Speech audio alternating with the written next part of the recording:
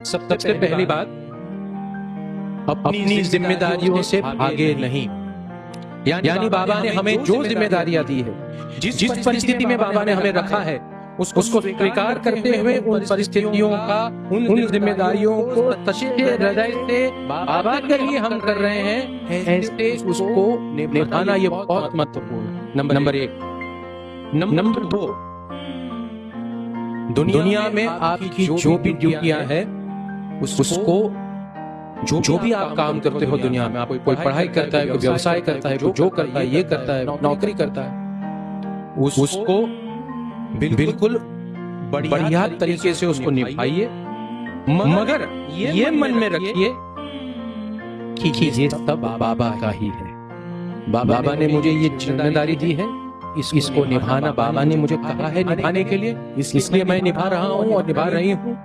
परिणाम जो भी आए ये बाबा के लिए मैं कर रहा हूँ। नंबर तीन, जब आप खुश हो तो ये सोचिएगा कि बाबा मुझे खुश देखना चाहते हैं। नंबर चार, जब आप दुखी हो तो ये सोचिएगा कि बाबा मुझे दुखी देखना चाहते हैं। यानी हमारे जीवन की परिस्थितियों को तो हम स्वीकार करते हैं जैसे बाबा ने दी है, लेकिन उन परिस्थितियों से जो सुख और दुख का चक्कर जो निर्माण होता है, उसको भी हम बाबा को सौंप देते हैं कि जो कठिनाई मेरी जिंदगी में आई, जो पीड़ा आई है, ये भी तुम्हारी मर्जी, और जो सुख तूने दिया है ये भी तुम्हारी। इस पे हम सोच सकते हैं कि अगर हम अपना जब हम खुश होते हैं, अरे खुशी का पारा नहीं रहता है, अहंकार इतना बढ़ जाता है, और दुखी होते हैं तो इतने मायूस होते हैं कि जमीन के अंदर हम गर्द हो जाने की हमारी इच्छा हो।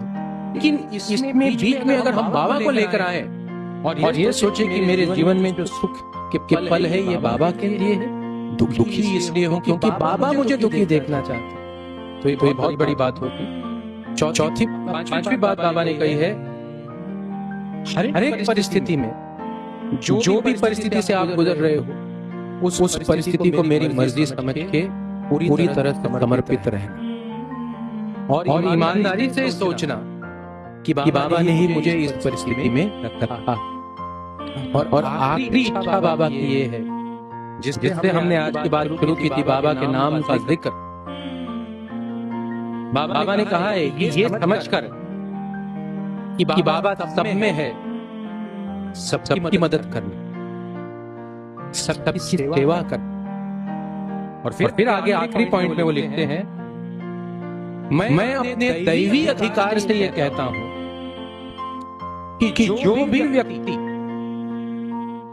अपने अंतिम समय में जब वो आखिरी सांस ले रहा हो, अगर वो मेरा नाम लेगा तो वो मेरे पास आएगा।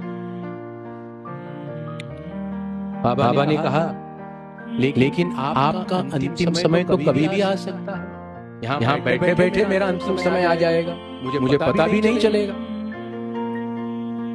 तो तभी आप मेरा नाम कैसे ले सकते? इसीलिए उन्होंने कहा कि मेरे नाम लेने की प्रैक्टिस अभी से शुरू करो, ताकि जब अंतिम समय आए बिल्कुल सहजता से आपके मुख से मेरा नाम निकल जाए। Even if you take my name only once every day, दिन में एक बार भी अगर आपने मेरा नाम लिया, ये बाबा ने अपनी इच्छा में लिखा है, इसको ध्यान से सुनिएगा। दिन में एक बार भी आपने मेरा नाम लिया तो अंतिम समय में आप मेरा नाम लेने में भूलेंगे नहीं। ये बाबा की इच्छा हम सबके लिए है।